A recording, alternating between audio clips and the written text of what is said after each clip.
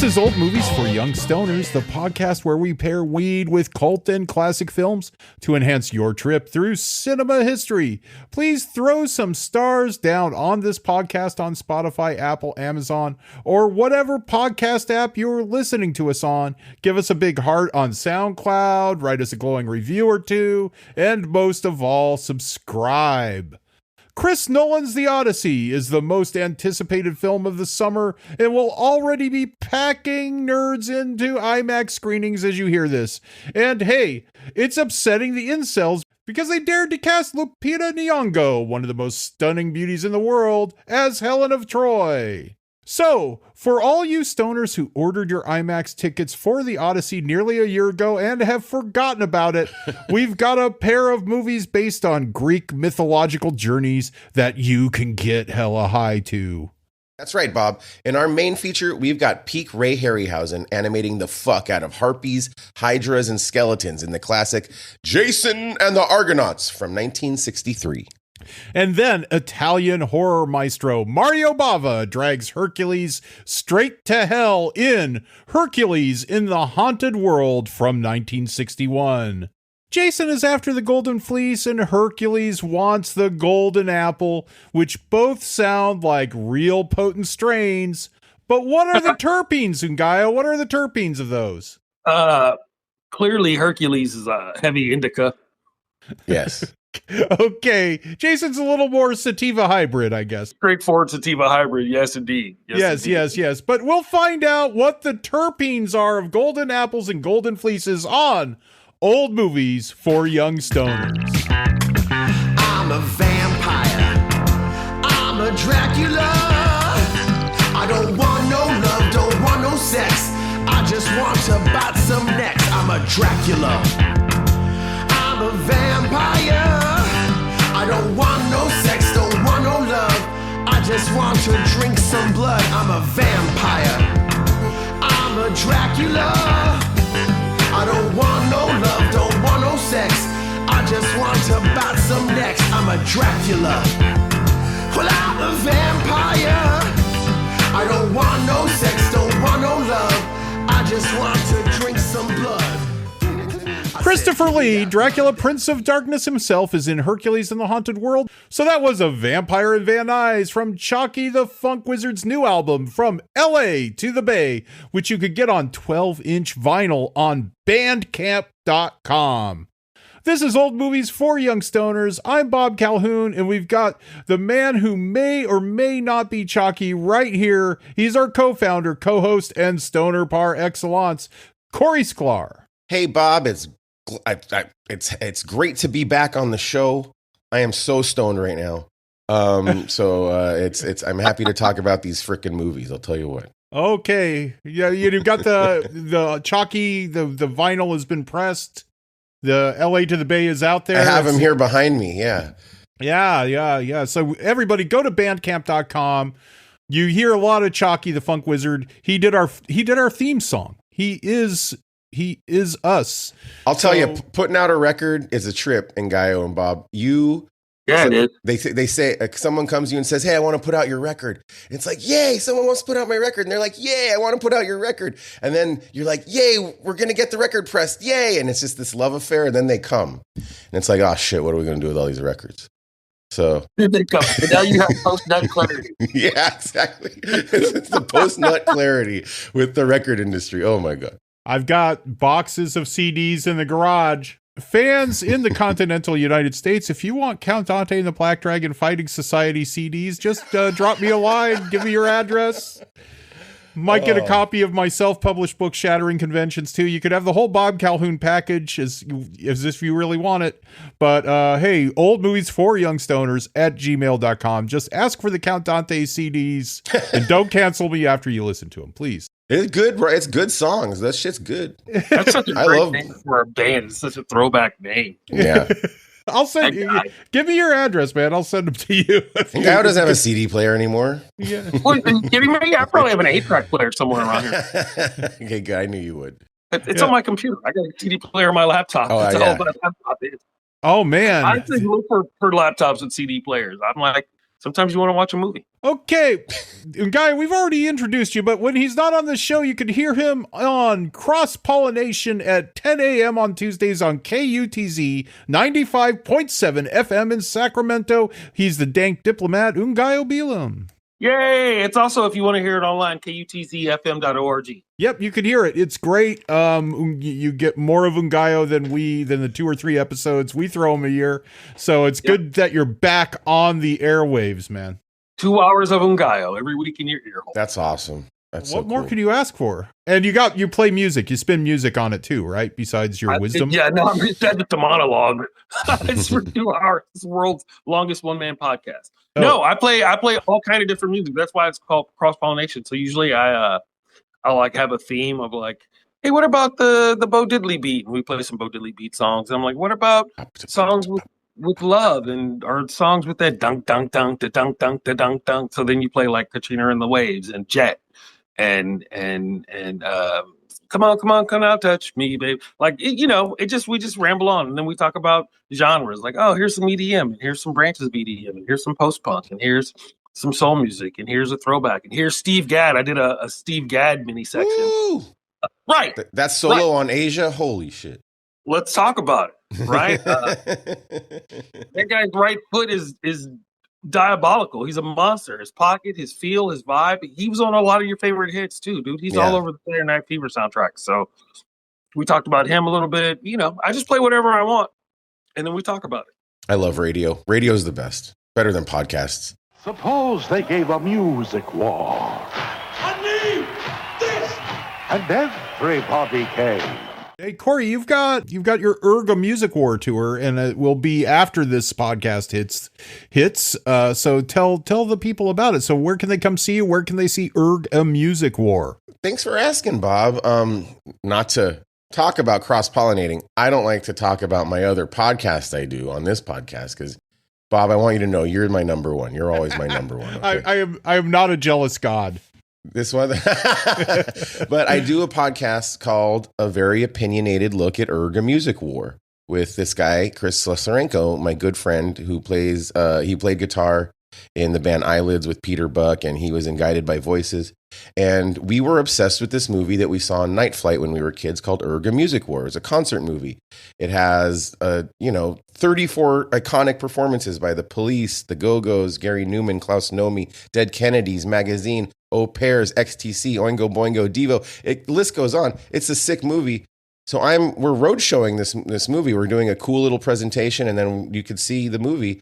We will be showing the movie August 12th in Salem, Oregon, August 13th in Portland, Oregon, August 14th in Seattle, August 16th in Tacoma, August 28th right here in Los Angeles at the Philosophical Research Society with special guest Steve Bartek of Oingo Boingo and Bruce Moreland of Wall of Voodoo. You got August 30th in San Francisco at the Roxy. I'll be there. Please come hang out. I will be there. My favorite theater. You're going in the champagne room. You're VIP. Yeah. Go ahead. Or at least truly Mediterranean next door. Oh yeah, I'll meet you there. Now you're talking. And then East Coast listeners, please come out because October 9th we'll be in Boston, Massachusetts with Hugo Burnham from Gang of Four in attendance. We're going to the Catskills August 10th. August 12th, we're in New York City. August 13th, we're in Philly. August 14th, we're in New Jersey.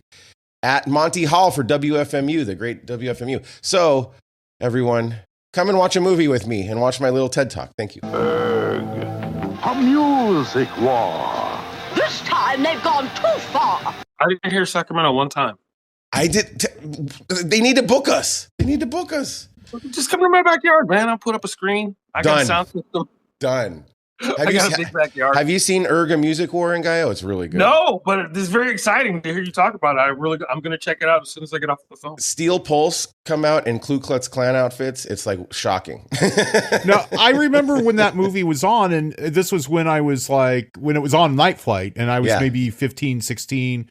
We were going to Dead Kennedy shows because a lot of them were I think all of them were all ages with them. So we were seeing them, and we were just shocked that Dead Kennedys were on the TV at all. Yeah. Because it just seemed such an anathema, get MTV off the air, that they were not a band you saw. They didn't do music videos really I mean, a lot of the stuff, like there's no pictures of them on the album except that one where their faces are covered. Yeah, it was like something we saw, at the farm or at the new varsity in Palo Alto or wherever we could get somebody to drop us off. Keystone in Palo Alto. That was our band back then, and it was just so bizarre to see them. It's like, what do they do? Is it Bleed for Me? They do Bleed for Me, which is like not a hit. You know what I mean? Yeah, it's like a weird one. Yeah, and they kill it. They're playing so fast. It's amazing. I have the Warner Archive disc of it, but I will refrain from watching it until I see you at the Roxy. All fans of old movies for young stoners in San Francisco or Palo Alto or San Leandro, come over to the Roxy. And, I want to send good wishes out to Jello on his road to recovery. Jello suffered a stroke, but he's just supposed to be, recovering. It's a long road, but he's recovering well. But if any other dead Kennedys are listening to this and they want to make an appearance at the movie and we could do a Q&A afterwards, someone get me a dead Kennedy, please. I'm East Bay Ray, Klaus Fluoride, anyone, please. My crazy Aunt Ruby, she's one of the moms. She's not really my aunt, but she's a mom that I grew up with, and she was a barmaid at the Mabuhay Gardens back in the day, and she would drive us to these shows in San Francisco, which kind of wrecked me for music.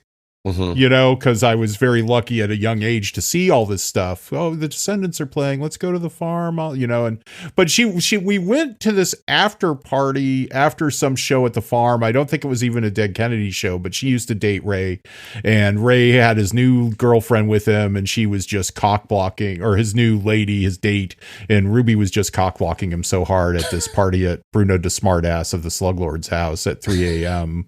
out by Candlestick Park somewhere, and somehow, see, if I was with a mom, I wouldn't get in trouble. No matter how my mom's logic was like, oh, she's a mom, even though it's like 4 a.m. where all the kids are coming home after being packed into her Toyota Cressida on a perilous journey to and from San Francisco to Redwood City. It was, I'm very thankful. Ruby, if you're listening, you're the best. Go to Redwood City. What is that, 15 minutes? 30. Homer wrote about it. It's about 35 minutes. Oh my God, we had to sit on the freeway. One of us had to pee. No, you weren't. Listen to good radio. The car is drifting closer and closer to the center divider, and then it kind of comes back to the lane. Oh, okay.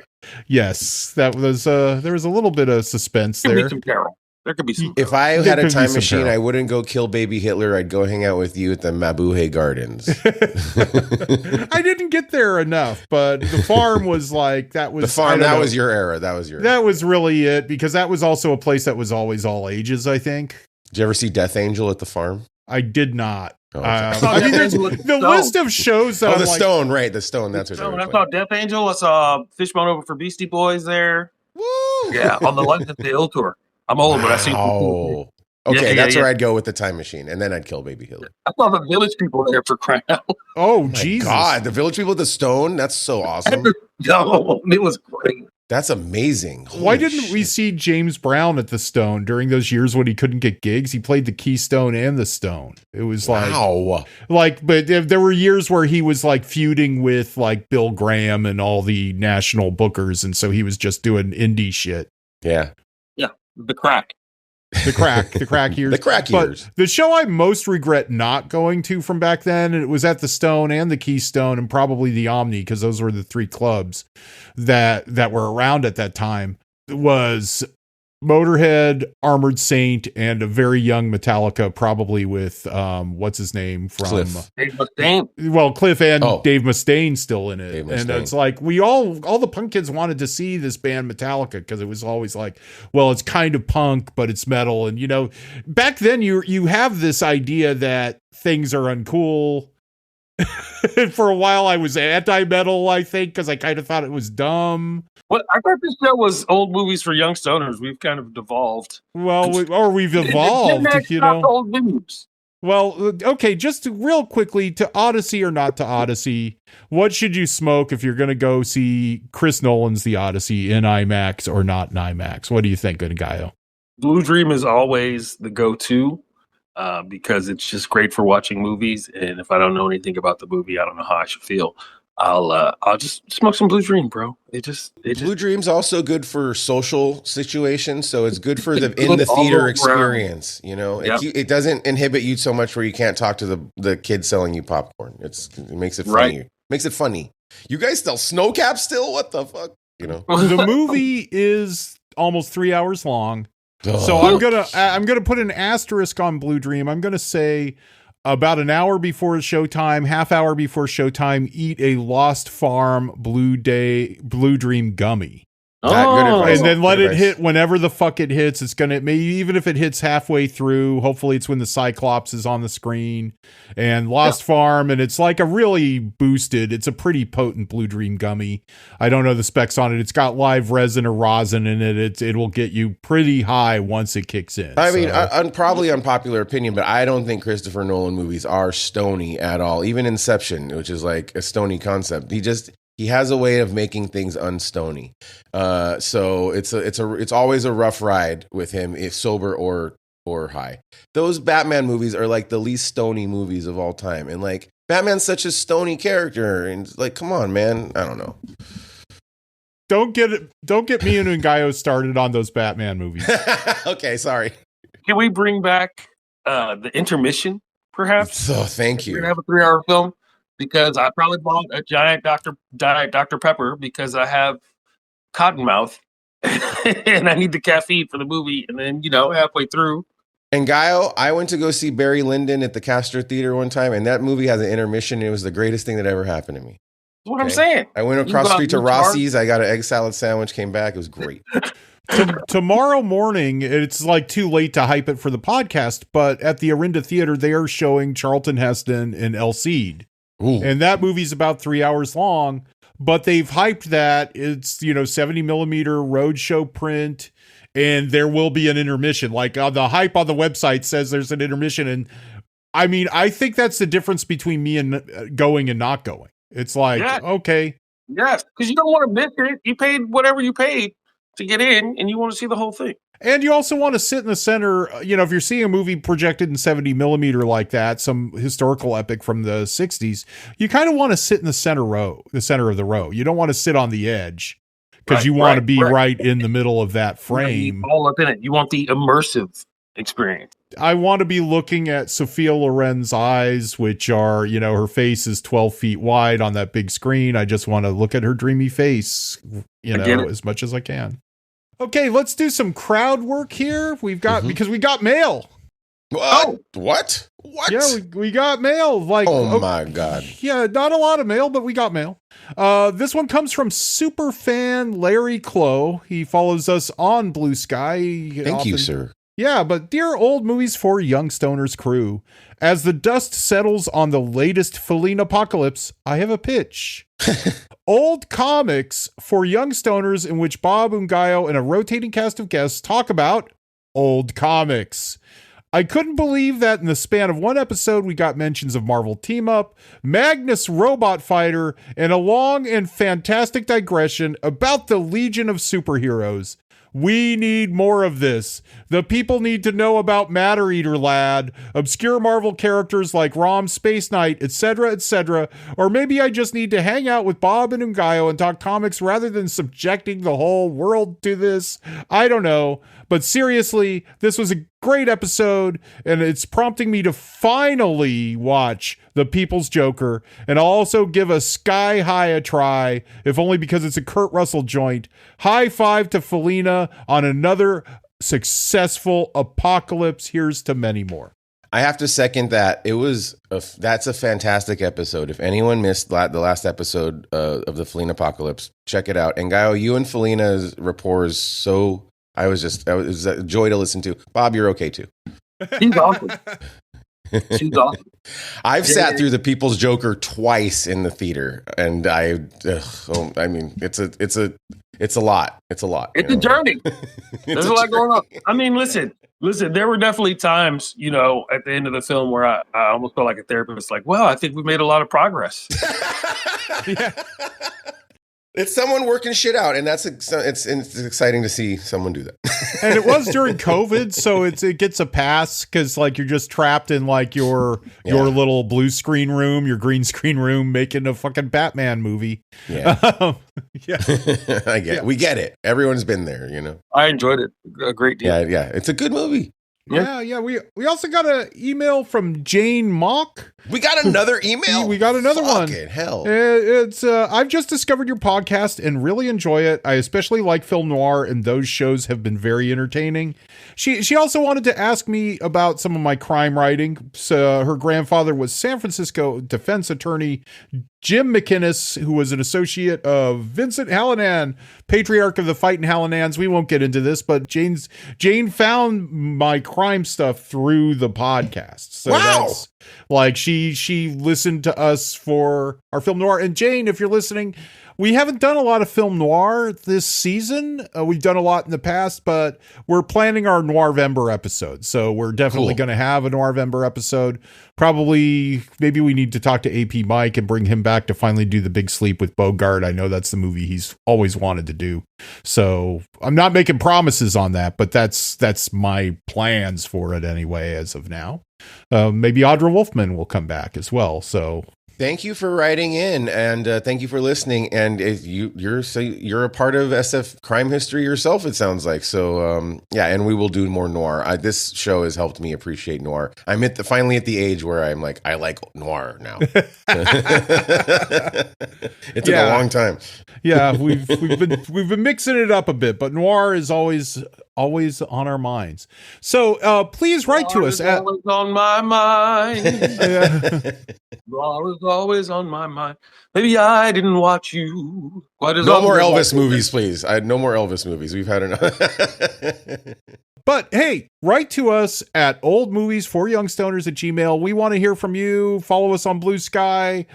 Because this is a stoner cast, I still am lurking on Twitter, so you can find us there. I forget what the hell our name is. It's all happening there. on Blue Sky, though, people. Come on. I'm on Blue Sky way more. It's not happening on Threads, okay? It's not. No, we don't. I will not. Instagram tries to trick me into starting a Threads account, and I won't go there. I just won't do it. I know. Their magic is they really try to trick you. You know, they'll say Bucky Sinister just posted this, and it's like, oh, what's Bucky up to? God damn it, I'm not going to go into Threads to find out. Bucky, follow me on Blue Sky. It seems like all the comedy dramas on Threads in Ngaio. Am I wrong about that? Like, it's a lot of. It's really just like they should change the name of it to like Engagement Farm, because that's all people do is they just here's an opinion, here's a thing, then here's a long story, and then everybody just kind of chimes in with their. It's kind of square. Yeah, it's not really like the thing about old school Twitter was you could organize, dude. And I think that's one of the reasons that one of the oligarchs bought it, is because it was a great tool for like rabble rousing in a positive way and getting people to where they needed to be to protest and to organize these sort of things with people all over the world. And that's definitely a threat to the power system. And so they've definitely like neutered it a lot. But I haven't really checked out the Blue Sky. I'll try to be more active. I have an account. I will try to be more active since you guys are. I'm just going to keep writing you stuff, so you have to engage, okay? Everyone just bothering Ngaio on Blue Sky. Yeah, bother him. He's there. Ngaio 420 everywhere and everywhere. I have my notifications turned on. So. But also, we're all still looking at Twitter, too. You can't help it. Enough of that. Again, write us at oldmovies4youngstoners@gmail.com. Check out our website at oldmovies4youngstoners.com. Please send us an email. I love getting emails. Now, from the makers of Sinbad, Columbia Pictures presents Jason and the Argonauts. The mightiest band of warriors the world has ever known. Turn back, Jason. We're trapped. Sailing to the ends of the earth, battling against an incredible number of obstacles.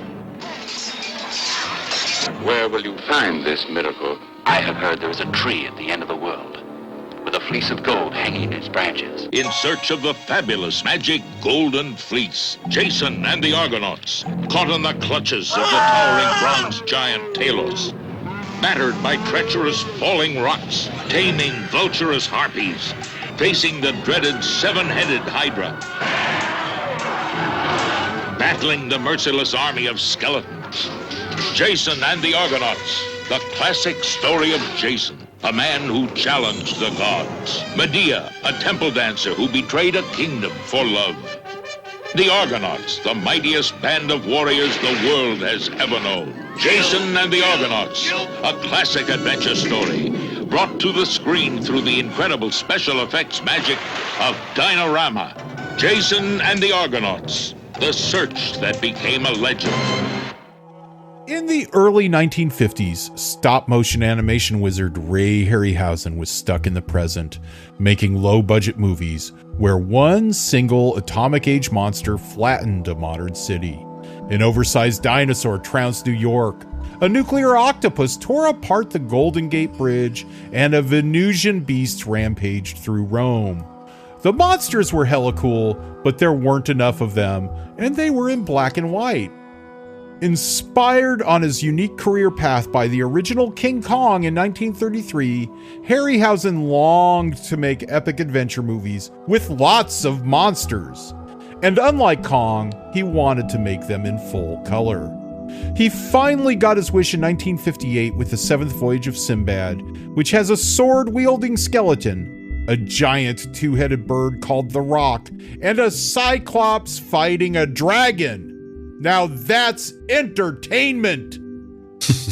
Our next film from 1963 represents Harryhausen at the height of his talents during his golden era. It's an ancient tale of gods and monsters, where Jason leads the crew of his ship, the Argo, to the ends of the earth to find the Golden Fleece. Along the way, we've got winged harpies, a towering bronze statue come to life called Talos, a seven-headed Hydra, and the amazing skeleton battle, which may be the greatest achievement in the Dinorama process that Harryhausen perfected. Starring Todd Armstrong as Jason, Nancy Kovac as Medea, Nigel Green as my favorite movie Hercules, and Honor Blackman, Pussy Galore herself as the goddess Hera. With a score by the great Bernard Herrmann from Columbia Pictures, this is Jason and the Argonauts. Now, Ngaio, you really wanted to do this episode when I announced it during the Fleet Apocalypse, so tell us about Jason. Bro, first of all, let me say I'm kind of a nerd about the Greek myths, right?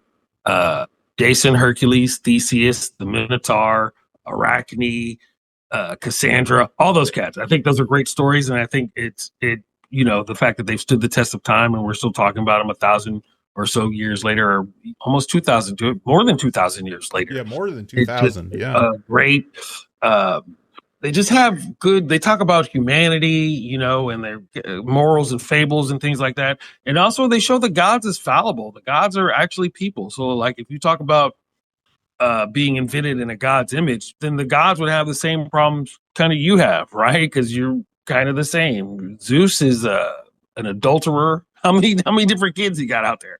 Hera had a couple. They squabble. It's soap opera. I just love that sort of shit. And I think that Jason and the Argonauts is really like, it's not a faithful retelling. They've definitely taken some liberties, but it's a really good way they do it. Like, they have the gods squabbling and it's like a chess match, and the people are like pawns and whatnot. And the costumes are great, although he's remarkably clean for a sailor. He's always very freshly shaven and oiled. With your knowledge of the Greek myths, Ngaio, would you say that it's made by people that also had a love for the stories, and it was made with care, do you think? Yeah, I think it was made with care and understanding. Okay. And, they stuck some things in here or there. Like, I don't think, to my knowledge, Jason never fought the Hydra, and the Hydra had 9 heads. Hercules fought the Hydra. And when you cut off a Hydra's head, 2 grow back in its place, which is why it's really hard to fight, which is why the Marvel supervillain is called the Hydra, because if you kill one of them, 2 will show up, right? Oh. Hercules, I think he got a torch, and then he cut off a head and cauterize it so it couldn't go back. Yeah, they do cop out a little where Jason, spoiler alert, just stabs the Hydra in the heart. But Harryhausen's explanation for that was a lot of, people that are really into the myths will criticize, like, what's the Cyclops doing in Sinbad? But Harryhausen's concerns are our concerns. He wants to get more cool monsters into each movie, and he's going to kind of... They fought a Hydra, for crying out loud. It was great. Yeah. No I've watched complaints. that movie. I haven't seen that movie in maybe 10, 15 years. But when I was a kid, dude, every time it was on Creature Features, I would watch it. When it would come, like when Bob Wilkins would do a special Ray Harryhausen night or day at the Mission Theater, come on out. I would come out to that, dude. I love that. I love all that Sinbad, all that Jason and the Argonauts. That shit is just right up my little 10-year-old nerd alley. Yeah, no, but Harryhausen said I'd already done a dragon in Sinbad, so I needed to do something else, and that was his motivation. And the choice. You know, and the children's of the Hydra's teeth in, like, Edith Hamilton mythology, they're just men that come out of the earth. So he made them skeletons, and they're hella cool. So they're way cooler than just zombies or whatever. Children of the Hydra's teeth. What'd you say? I said also skeletons in like D&D are notoriously easy to beat in a fight. Yeah. Children of the Hydra's teeth is a sick band name, by the way. We gotta start that. It's like awesome. Yeah, we have to start that. Cory, your thoughts on Jason? My dad loved two movies. He loved this movie and he loved Barfly. Really, those are the two movies he owned on. Same movie, The Hero's Quest. Yeah, The Hero's Quest. But I never spent much time with this movie because it's kind of like it was an old movie when I was a kid, and old movies are hard to. But I can totally see how him as a teenager or whatever, seeing this just totally ripped his mind open. And it is like a kind of like a dude's movie. It's almost like Reservoir Dogs or Sorcerer, where you hang out with the crew and you meet the crew before anything. Like, it's quite a while before you. It's see almost any like they're putting together a heist. Yes, yeah. And that the early scene where they're like competing to be a part of Jason's crew, it's very cool. It's like almost, it's like I can see why a kid in the 60s would have been like, this is the coolest fucking thing I've ever seen in my life. So as a little nerd kid, I appreciated that Hylas beat Hercules. I won't tell you how. All that stuff seems so profound to me when I'd watch it also on Creature Features as a child, or when they re-released this movie after. There's a weird thing. It's hard for us to think of it now because of home video and streaming and everything else that we've had for decades now. This movie's from 1963, but in 1974, Golden Voyage of Sinbad is a huge hit. Like, it's unexpectedly, like, it's in the top 5 of that year or something. So there's no videotape yet. There's no home video that normal people can afford. So they re-release Seventh Voyage of Sinbad from 1958. They just threw it back in wide release, what was wide release back then. And that's when I saw it when I was 6. And I just thought it was a new movie because I was little. And it was, amazing. And that did really well. So they re-released Jason too. It's like, these movies kind of underperformed a little bit in the initial release. But, they re-released them in the 70s after everybody's... Yeah. They re-release them in the 70s when everybody's getting high, and all of a sudden all these teenagers want to go see these movies. Did he also do Mysterious Island? Was that right here? Yes. That's an underrated one. I kind of it's in between Seventh Voyage of Sinbad and Jason. And that movie, I think, is as good as those movies. It's just the monsters are all nature-based. It's a giant crab, giant bees, a giant squid. It doesn't have the fantasy element of the Cyclops, the Hydra, the Talos, but it's as good as these movies. And it's also got the score by Bernard Herrmann, which, Cory, both of your thoughts on the score by Bernard Herrmann. Let's start with Cory and then Ngaio. It's really, really good. It's so... I'm going to say it's horny, and I don't mean sexual. I mean there's a lot of brass. There's flugelhorns and tubas and trombones and trumpets. This is a horny movie, but it also is horny movie sexually. It's like a real gay movie too, especially Hercules and Hylas. I know. There's one scene. I mean, they've firmly established who's the top and bottom. There's a scene that is so suggestive where, is it Hylas? Is that how you say his name? Yeah. He's bending over and they put Hercules behind him standing up, and I'm like, oh my God. I don't know who's, probably subconscious, but very gay movie. But what do you think about the music, Ngaio?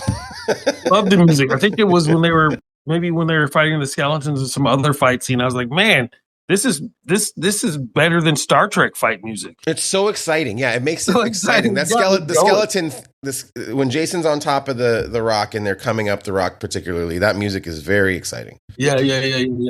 I just love this movie. It's one of my favorites. I don't care. I'll put it in my top, maybe not my top 10, but my top 20 movies of all time. I love it. The acting isn't great, right? So Can we what? agree on that? I know. I think all the British actors are totally top notch. Okay. But what they did is they dubbed Jason and Medea because they were Americans, and they got cold feet about how, it's like the criticism over Matt Damon sounding like he's from Boston in the Odyssey. And so they dubbed him, but they made him sound like the dubs of the Hercules movies. Polias. I've always wondered what Todd Armstrong and Nancy Kovacs sound like. Like, if there was the only thing I would do to this movie is if they have their vocal tracks and they're usable, is I would restore them just to hear their actual performances. Yeah, this is the first movie starring a guy named Todd, probably in history. Right? It's got to be. But I love Jason. Jason's my dude, but he's not going to win any awards for acting.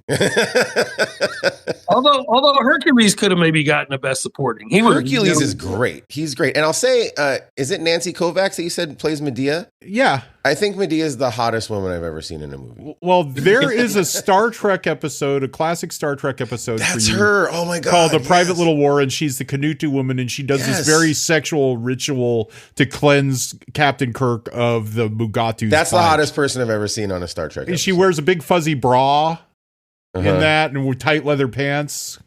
Wow. Yeah. Classic. Oh, no. Classic. Oh no. Whatever shall we do? Yeah, but Nigel Green as Hercules, he's holding in his gut. I mean, I would kill or die to be in as good a shape as he is in this right now. But he's not the steroidy muscle guy that usually plays Hercules, but I think he captures the zeal of being Hercules. He captures the je ne sais quoi of that character. Well, it's an interesting, it's kind of like the Dark Knight Returns era Hercules. He's like kind of like, he's been there, done that Hercules, right? Like he's like older, established. He's probably done the 12 labors. He's been around. Yeah. and it's cooler that Hercules isn't a big muscular Arnold looking dude. It looks like the effect of him lifting shit. It's like cooler, like it's more magical, right? That he's not. Yeah. I like it better. Yeah.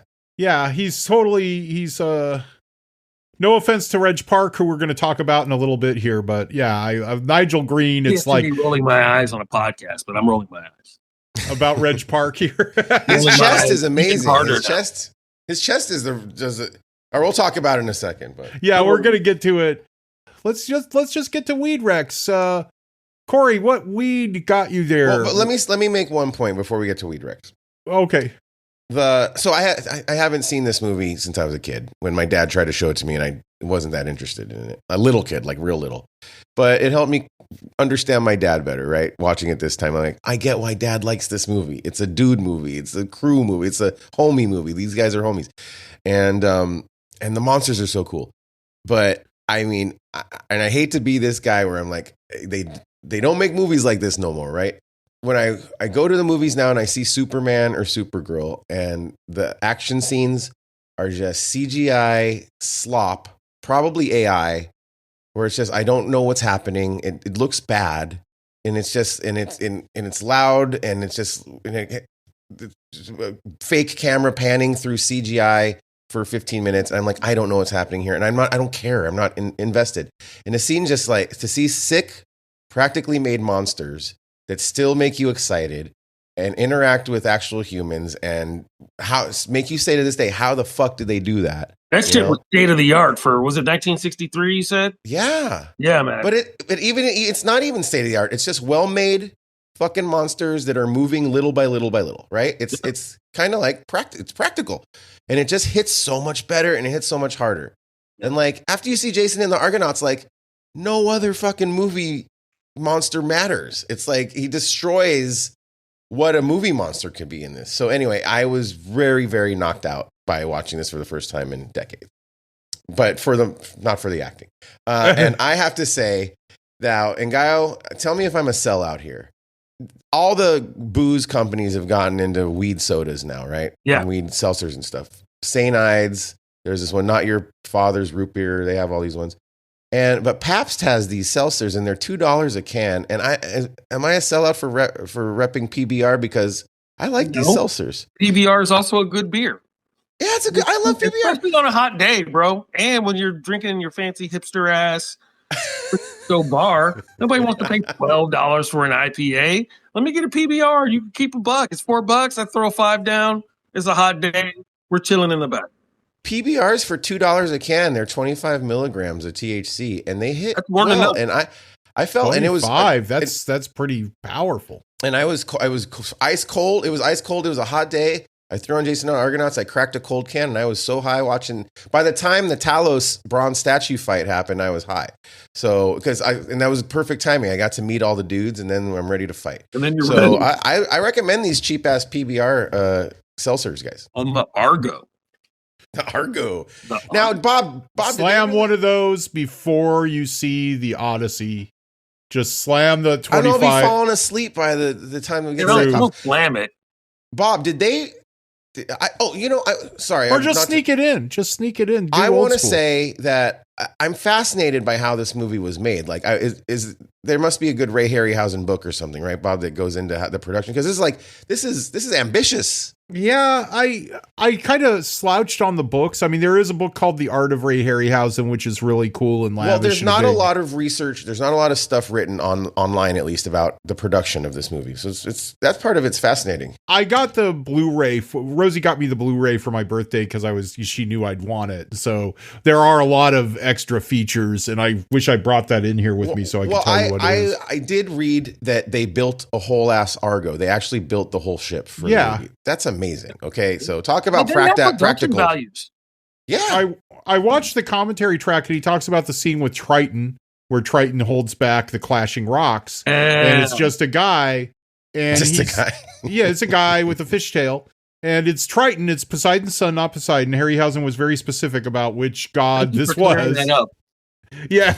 He's everybody says it's Poseidon, but it's not. It's Triton. They don't really explain that in the script.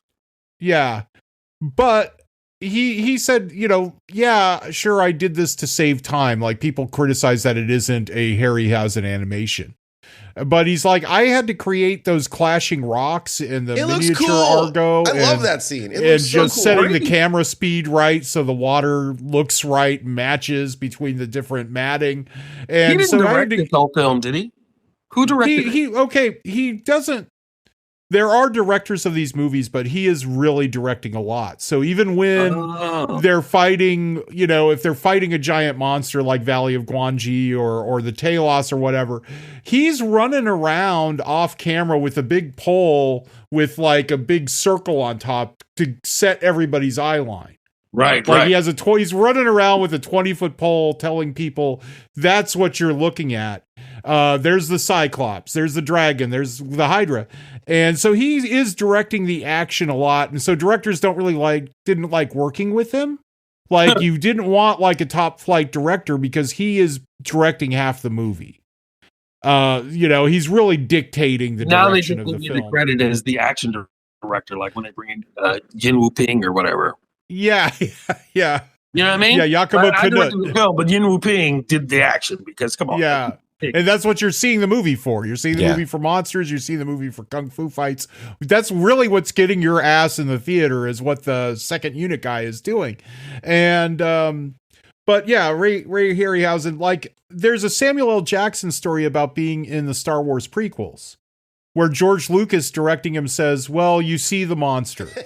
And Samuel L. Jackson has to say, is it like a Godzilla monster? Is it like the Wolfman? Where is my eye line? What am I looking at? Is it 20 feet tall, 100 feet tall, 10 feet tall, 5 feet tall?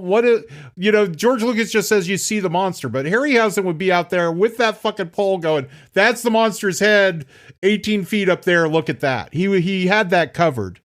And that's why it looks so good. Think about the amount of math you have to do to be able to put people on the screen, how it's going to look on the screen. And that's just good filmmaking, man.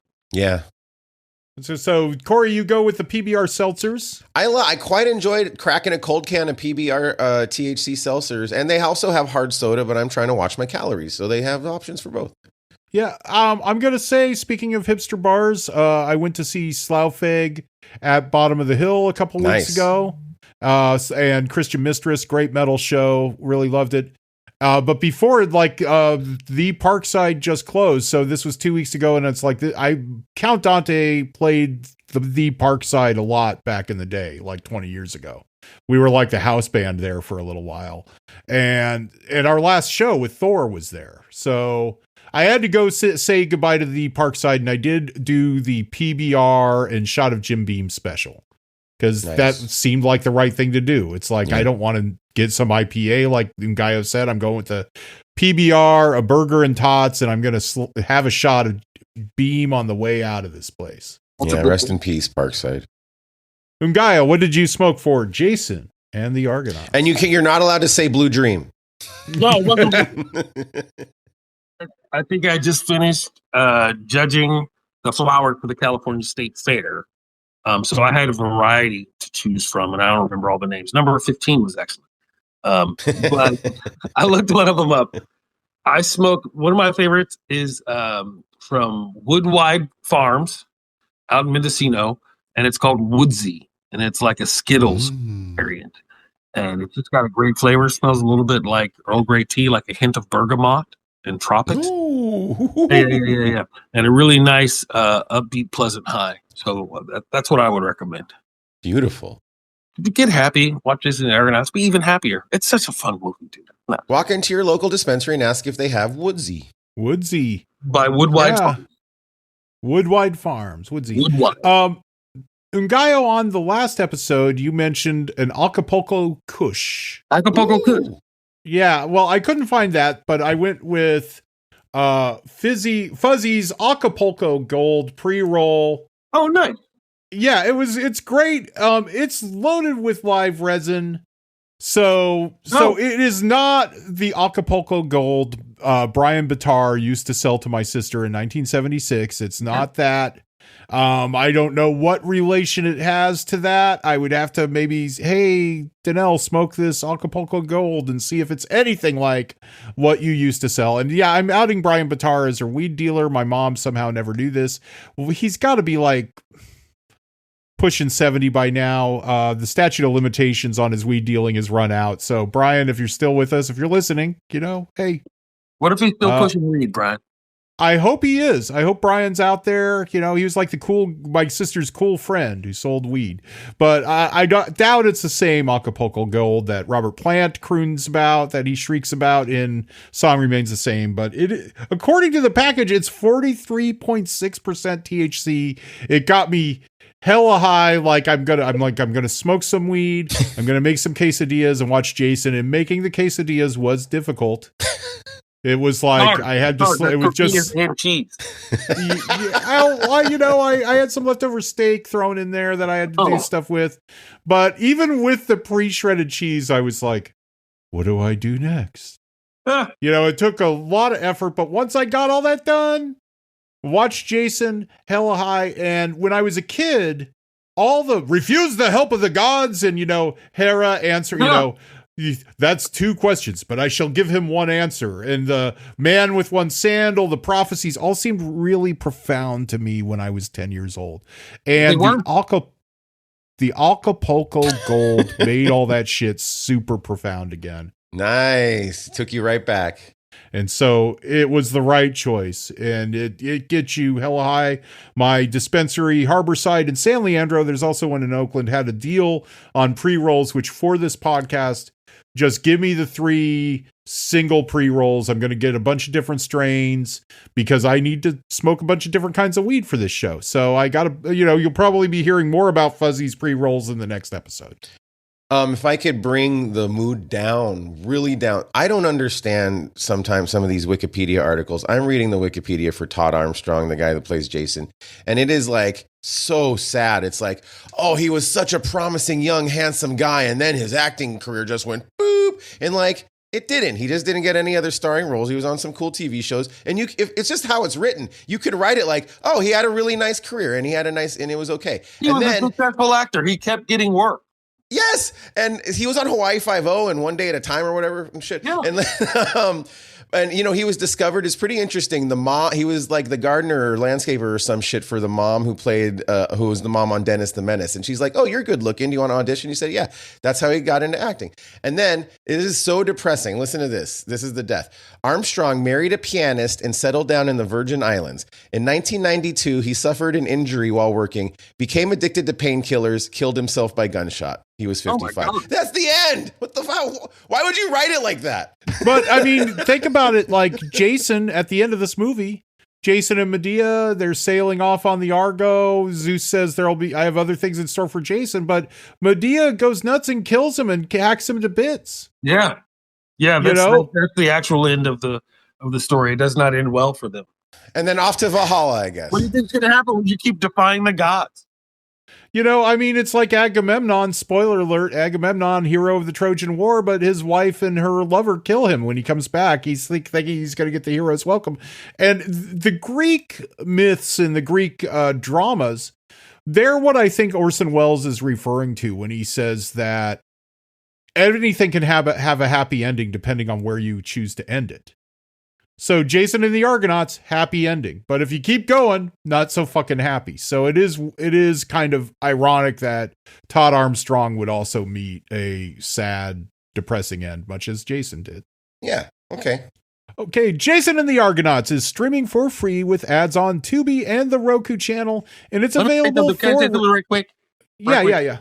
If you watch it on the Roku channel, be prepared for the commercials to be abrupt. They just show up at random, like it's not like I don't know how they just have a timer like every 15 and a half minutes or whatever, but the commercials are jarring. They just show up where there's no rhyme nor reason. Tubi's easier because they give you the countdown. Yeah. So right. They also back up a little bit coming out of commercial. Like you might see the same split second twice, but I appreciate that, Tubi. Thank you, Tubi. So yeah, it's on Tubi and the Roku Channel, available for rent from Prime.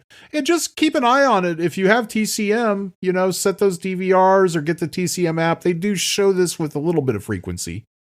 Not every month, but probably 4 times a year. Jason will show up in the middle of a Saturday the way it should. And you can smoke the Acapulco Gold or the Woodsy and just get high and watch Jason. That's the way to do it.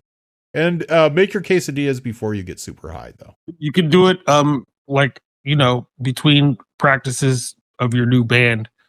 What is it? The Children of the Hydra. Children of the Hydra Teeth. Kill them all! Sorry. I get carried away with this movie. That right up there with not Pee Wee Herman, but Paul Rubens in Buffy, right? Kill him. Kill him a lot. Hercules in the haunted world, an unearthly world of eternal darkness, ghostly kingdom of the undead demons of death. From these horrifying, hideous creatures of evil, Hercules and his friend must save their doomed kingdom and the women they love. Did you hear? Hercules wants something. He always wants something. But when I return, I'll never leave you again. This I promise you. Hercules and Theseus battle treacherous, monstrous forces of evil in the forbidden depths of the haunted underworld. Of stone you are made, and by stone you shall be destroyed! I will serve you as your slave as long as you live. Save me, I beg you. Stop! It's a trap. Don't trust the shadows of Hades.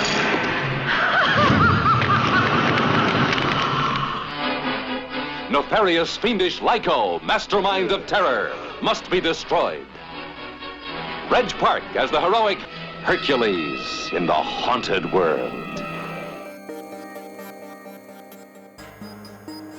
While Ray Harryhausen was still dreaming up his Talos and the seven-headed Hydra, Italian director Mario Bava crafted a darker vision of Greek mythology.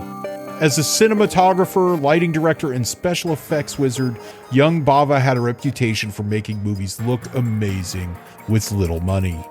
His lighting and effects work made the first two Hercules movies in the late 50s look like Hollywood epics on shoestring budgets and launched the Italian sword and sandal genre.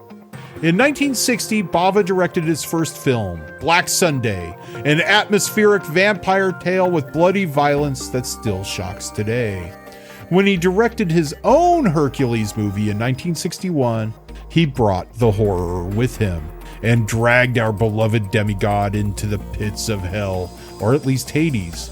English bodybuilder Reg Park is Hercules, who must defy Pluto and journey into the underworld to obtain a magic stone that can save his love, the Princess Dianara, from a mysterious curse that has befallen her and her lands.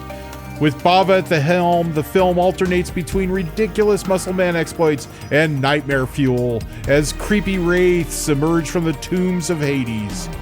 To add an extra shot of terror, Dracula himself, Christopher Lee, is Liko, the vampire sorcerer. Can Brawn beat demonic magic?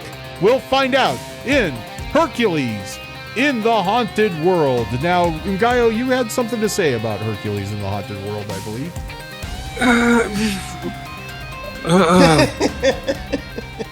Uh-oh. I think expresses it. Let me say I love Technicolor. Let me say that. Let me say the colors. I wish Felina was here so we could talk about bisexual lighting throughout the whole thing. And I thought the costuming was cool, and it definitely was fun on a low budget. Like if I was in a dive bar and it was playing somewhere with the sound off, I would definitely stare at it. Right? I would stare at it while talking to somebody. As for sitting through it, who's the guy who played Hercules? Reg Park, former soccer player turned bodybuilder, English guy. Steve Reeves. Let's put it that way. Yeah. It was not, ew. And I didn't like Theseus's hair. And I watched it twice to make sure that I wasn't tripping. If I don't like something, I will often do it again to make sure that it's not me. It's not a good movie. Oh. I went through a lot of these Hercules movies, including the first Steve Reeves one. I watched a lot of them trying to figure out which one, because we're going to do this one. Yeah. Which one is the right one? And this one's, because of the Bava and the bisexual lighting and the crazy colors, and when they're in Hades, the crazy, almost like Flash Gordon, the 80s Flash Gordon, the crazy backgrounds. Yeah. Then there's some moments when those wraiths come out of the tombs. It's a little scary. That would have scared. Those are so scary. That scene is great. That scene is very scary. The wraiths. Bava's amazing at that kind of shit. We haven't done Bava, and so it's like the Hercules movie with the best director, but it still has the failings of those Hercules movies. And here's why it's stony. It's stony because of the bisexual lighting, because the fog machine's working fucking overtime on this. Overtime. The real star of the movie is Christopher Lee's bowl haircut. He's also doing a lot of heavy lifting. The goat of Mendes. The devil himself. And there are some really, really amazing set pieces and cool monsters and cool hot ladies. But it also has that. Pack was pretty good. I'm not gonna lie. Yeah, but it also has that weird. They can do it rated R, so we could get I know, but there are some babes in this, and they're making out with Theseus and stuff. And there's something to be said. What I said, I got the lighting. Oh, there's the way they act is like weird. It's stony. It's like this is not how humans act. Why are they acting like this? Like, I love you. No, I love you. Well, you better go. And then, oh, you died. No, I didn't. It's like no one talks like that. It's like, so that's stony too, because it's like, why are these guys acting like this? You know what I mean? With like spaghetti western style too, right? Like some guys are speaking English, some guys are speaking Italian. Yes. It's the bad Italian dubbing, which I like. I love spaghetti westerns and those kind of movies. I do wish Christopher Lee, and I got the Blu-ray because I was like, the Blu-ray has 3 versions. It has the American version, which which you could see on Pluto. Did you watch the Pluto one? Is that the one everybody? Mine was said it was Hercules Goes to the Center of the Earth. That's the British version. I watched that one. And then there's the Italian version, which is, Italian with subtitles. That's on Prime. That's probably the best way to watch it, even though Reg Park and Christopher Lee are dubbed. But it's a little less surreal. But I was hoping one of them has Christopher Lee dubbing his own dialogue. I will say that in the one you watched, Cory, Hercules in the Center of the Earth, the British one, the guy who's dubbing Christopher Lee must have known Christopher Lee and is trying harder to sound like Christopher Lee. I'm like, this guy's trying. The English one that Ngaio watched, the American one, it just everybody just sounds like this. You know? Yeah. I gotta say though, I second, third, and fourth what Ngaio said about this is the perfect movie to have on mute at a dive bar. Wow, Black Sabbath plays or on the jukebox or something. Yeah. Yeah. I mean, that is the or thing. Or play it behind your band when you're playing a show at the Knockout or something. That's the thing I left out of my introduction is that Mario Bava directed a film with Boris Karloff, an anthology horror film called Black Sabbath that inspired Geezer Butler to form the band and name the band Black Sabbath. So in a way, Mario Bava is like co-founded heavy metal. He inspired the whole genre. No, the movie's hella metal. And here's the thing. I don't know if Ngaio, you watched this after Jason. I did. I watched Jason first, and I watched this, and it's like the monsters aren't going to hit as hard after you see the monsters in Jason. You know what I mean? That rock monster is cool, and it's cool when no, and it's cool that when they cut the vines and they like bleed and shit. Okay, that was all right. But and it's metal. It's doing vampire movies because some of the like the blood scenes. And the when Christopher Lee's going after Daenerys because the gods have convinced him that he needs her blood to stand power or whatever. It was moody. There were some things for sure. And how accurate was it as a Greek myth head? Well, first of all, for Krusties, him and Hercules didn't meet, but it was during the 12 labors when Hercules was on the road. For Krusties, was an innkeeper. And he, you're on the road. Oh, weary traveler, come in and stop and dine with us. Yes. Perhaps you would like to rest your night here, right? And then you lie in the bed. And he's like, "Oh, you're too tall. We're gonna have to cut off your legs so you fit the bed." Or, "Oh, you're too short, and then we're gonna have to stretch you out so you fit." And then Hercules defeats him in battle and throws him on the bed. This is where we get, "You've made your own bed, now lie in it." And then he cuts off. Oh, wow. I do love how the rock monster, in my version at least, he's like, "I'm going to make you longer. You're going to be longer." And he's the monster who's like obsessed with making men long. I don't get it. Okay. It's not, yeah.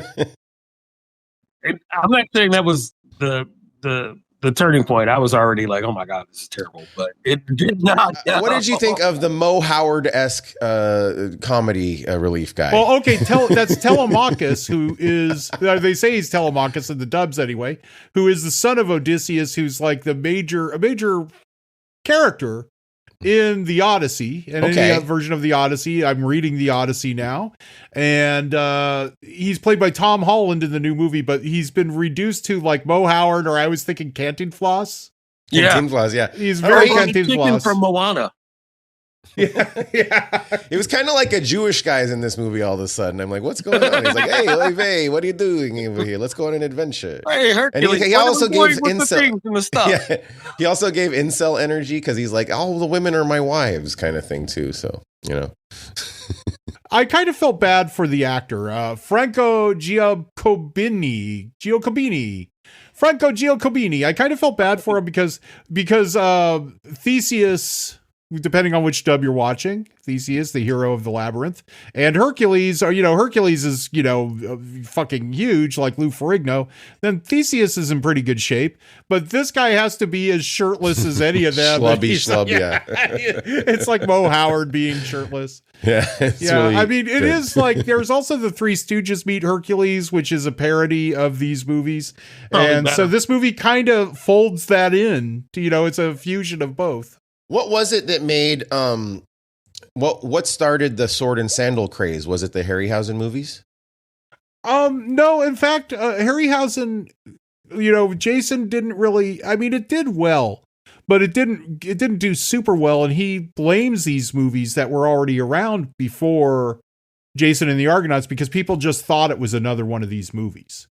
Okay, so maybe it was like the Steve Reeves movies, maybe. Yeah, they just thought, it's got Hercules in it. It's but they just kind of thought it was, these movies had been, Italy was cranking out 2 of them a year after 1958 or whatever, when the first one happened. Were they visiting Italy, Hercules and his crew? Or they keep going that we're going to Italia? Is that was that what are they trying to say that Italy was like a place where they all hung out on the beach and stuff? Yeah, well, I mean, the Greeks were always trying to conquer Sicily. Okay, thank you. So, all right, now it makes sense. Yeah, I mean, that was Sicily was kind of Greece's Vietnam, and Socrates was forced to kill himself because he was protesting that. He was saying, no, this is bullshit. Our invasion of Sicily isn't going well. We should get out. And correct me if I'm wrong, Ngaio. I might be misremembering history classes I took 30 years ago. Your tree is superior to mine in this regard. So yeah, they're landing on those beaches. They conquer little pieces of Italy here and there, and then Rome eventually conquers everybody, including them, and the Greeks are reduced to kind of like where the Brits are now with us. They have to ask us for permission no matter how terrible and crazy we are. And there's probably a lot of dialogue in Athens about Caligula or Nero, like that's similar to what they're saying in London about our current president. Yes, Caligula, dang Cheeto. Yeah, the blue sky memes, of Caligula, carved on stone tablets or written on parchments were pretty raw. To be honest, if you want to ask why these movies happened, I think it's steroids. I think it's early steroids. That's a really good answer. You have these guys who look like Steve Reeves, and some of the reason I will shell out for a Blu-ray or rent them or check them out from the library is because of these commentary tracks. The Kino commentary track, they do go over the history, and they said that in the silent era, these kind of muscle man, machiste movies and even Hercules, they made a lot of them in the silent era. They didn't look like Steve Reeves or Reg Park or Lou Ferrigno, but they were these big guys who fought mythical monsters and things. Mm-hmm. So steroids happen. You all of a sudden have guys that look like Reg Park, that look like Steve Reeves. And so it's a revival of a silent genre in Italy, and of course they packaged it and they were hits. They made their money back and then some. So nice. Yeah, they kept making them until people got sick of them. But I mean, Lou Ferrigno did a Hercules movie that's hella trippy in 1980. It came back into the Hercules movie, not just. I'm pretty sure. No, wait, he did a Conan. It was The Rock, and that movie sucks. But there was the craze in the 80s too when we were little with Dragon Slayer and Kroll and all that stuff. It came back. Clash of the Titans. Harryhausen's last movie. Give me Harry Hamlin in a Harryhausen movie any day. Yeah, we'll get to Clash. I love the Harryhausen, but that movie, I think that's the first movie I ever walked out of. Oh, really? Wow. It was a historical movie in the Ngaio movie watching journey. Okay. Yeah. Okay. Going back to Jason, the thing about the 60s Harryhausen movies or the 70s and 60s ones up through Jason really is they're 90 minutes and they're brisk and they move. Right. And then after a while, the runtime for Golden Voyage, which I still love, or Clash, or Sinbad and the Eye of the Tiger, later he started getting another couple reels added. So they're 2 hours, but he's still doing the same amount of monsters, really. So that it takes longer to get there in those movies. No, thank you. Padding the stat. Yeah. And you know what? The gods in Jason are better than Laurence Olivier and the gods in Clash. Niall McGuinness as Zeus. I mean, that guy really lives the role where Harryhausen himself said, well, Laurence Olivier just looked like an old man in a bathrobe. I love Bob's Ray Harryhausen. I met him a couple times. You did? Out. Well, yeah, awesome. Yeah. Comic-Con. I went to Comic-Con really to meet him and Jack Kirby. It was like, wow. I got him.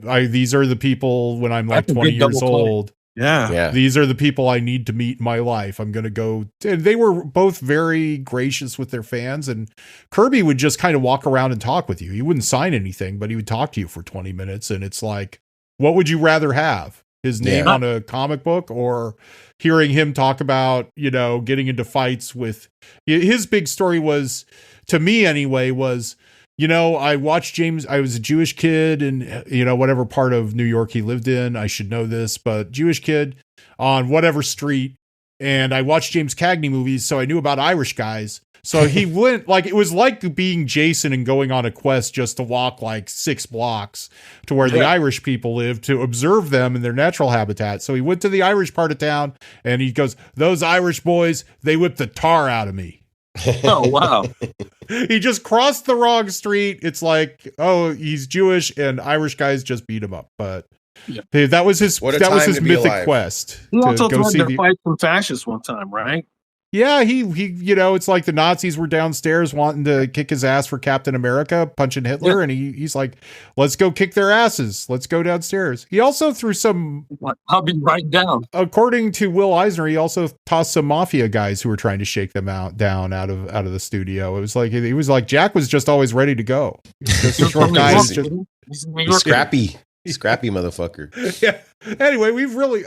These hands don't just draw masterpieces. Larry Clow, you are welcome. You are welcome. I'm going to introduce you to my 2 fists. This is pencil. This is ink.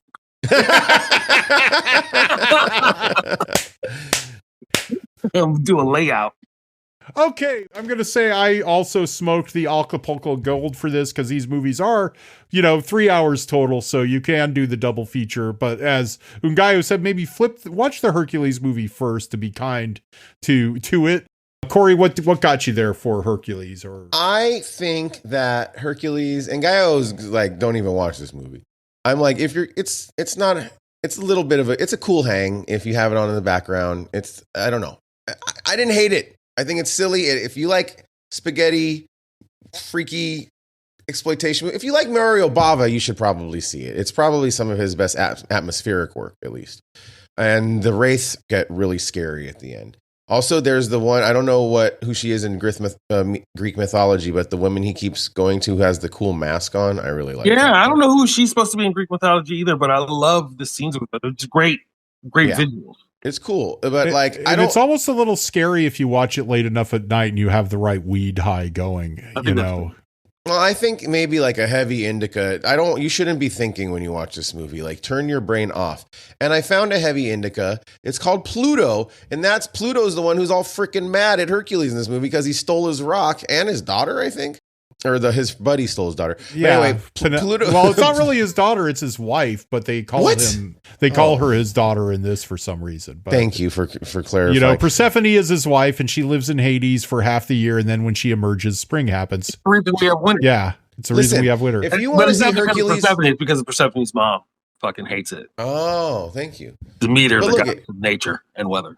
If you're doing a sword and sandal deep dive, this one's like essential. It's horror and sword and sandal, which had to be innovative for the time, and it has that Mario Bava Italian thing, so it's pretty cool. But there's this strain called Pluto, so I figured, but just go in and ask for a heavy indica. But if you want to know about Pluto, it's a weed strain from the California brand Gas House. It's a cross between Gelato 33 and Triangle Kush.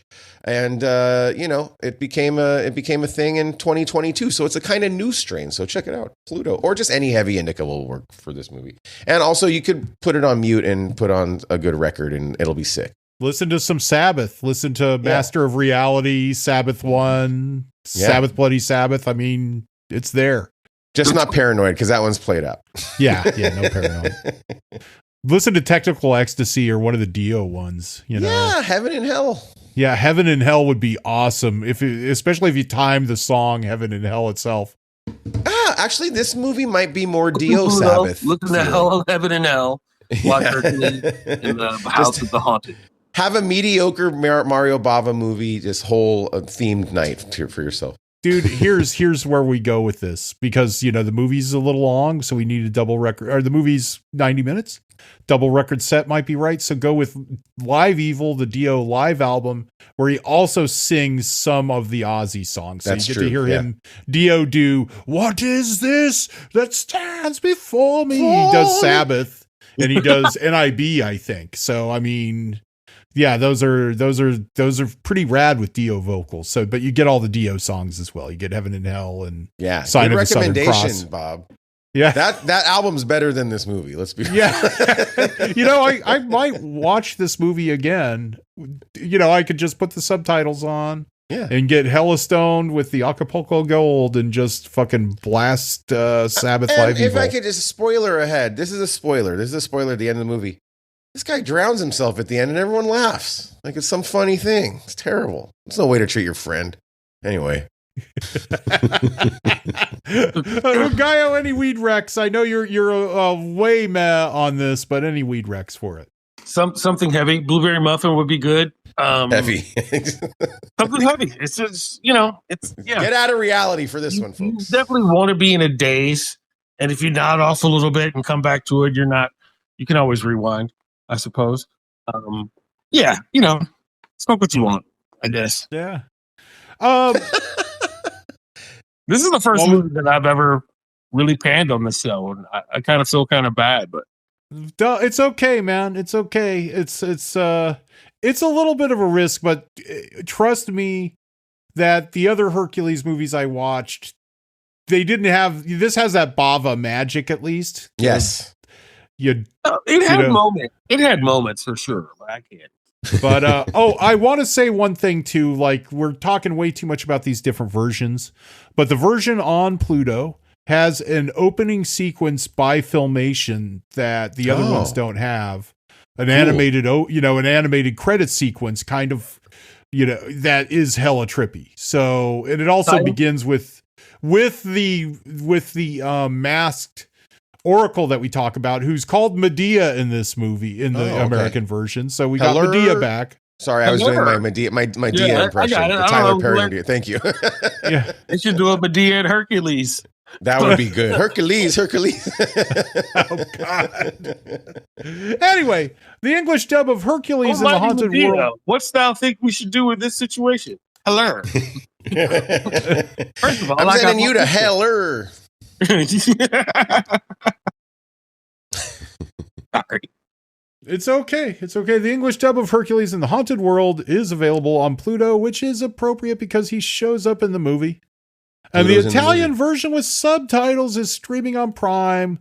Since Christopher Lee doesn't dub his dialogue in any version, I think I recommend the Italian cut. It's a little better. It's more right, but the American one does have that trippy Filmation credit sequence. And there's a great transfer of the British one on YouTube, and that's what I watched. Okay, the British one on YouTube. That one is the most coherent.